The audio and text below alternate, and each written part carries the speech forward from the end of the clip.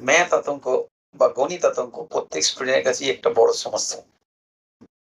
এই বিষয়ে আজকে আমাদের এই ম্যাথ সলিউশন চ্যানেলের পক্ষ থেকে একটা ভিডিও করা হয়েছে। সেখানে স্টুডেন্টদের যে ম্যাথ সমস্যা সেই ভীতি দূর করা 100% সম্ভব। তাই নিয়ে আজকের এই ভিডিওটা। তো আজ যেটা ১ম এই বলতে চাই যে পশ্চিমবঙ্গের প্রায় সব স্কুলগুলোতেই এখন ইউনিট 2 পরীক্ষা চলছে। সেই ইউনিট 2 পরীক্ষার আগামী সোমবার গণিত সম্ভবত।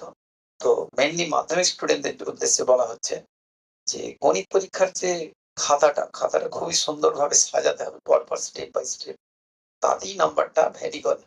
কারণ ১ম এই তুমি যদি এমসিকিউ এসিকিউ করো খাতাটা জটিল হয়ে যেতে পারে, অঙ্ক কাটাকাটি হতে পারে। অর্থাৎ তুমি ১ম এই সুন্দর, সুন্দর জিনিসগুলো ১ম এই করে নেবে যেটা আমার মত একদম 100% তুমি মিলিয়ে নেবে। ১ম এই অন্তর্বৃত্ত অর্থাৎ সম্পাদ্য যেটা পড়বে একদম সিওর অন্তর্বৃত্ত অথবা স্পর্শক তুমি এঁকে নেবে। একদম ১ম পৃষ্ঠায় ৫ নাম্বার তুমি সলিড পেয়ে যাবে। ২য় পৃষ্ঠায় কি করবে? ২য় পৃষ্ঠায় তোমার যে উপপাদ্য যেটা প্র্যাকটিস করে গেছো হয় ৩৪ না হলে ৪২ ওই উপাত্ত দিনে একটা পড়বেই পড়বে। উপপাদ্য তুমি একটা লিখে নেবে ২য় পৃষ্ঠায়। এই যে তুমি ৫+৫ পেয়ে গেলে তোমার মধ্যে একটা কনফিডেন্স একটা আলাদা ফিলিংস এসে যাবে যে তুমি এবার অঙ্কে খুব গতি সহকারে শুরু করেছো। এরপরে ৩য় পৃষ্ঠা থেকে তোমার পছন্দ অনুযায়ী তুমি ভেদ অথবা করণী থেকে যেটা কমন পাবে সেটা আগে করবে।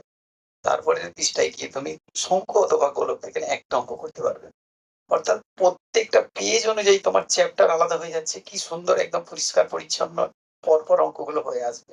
এরপর তোমাকে অংশীদারি কারবারের একটা অঙ্ক দেয়া হবে। সেখান থেকে তুমি একটা অঙ্ক করবে এবং শেষে তুমি এমসিকিউ অথবা এসএকিউ টুকটুক করে সময় অনুযায়ী করবে।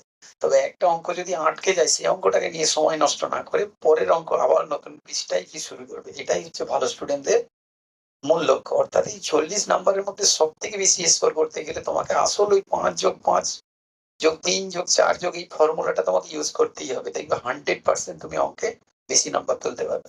আজ এই পর্যন্ত।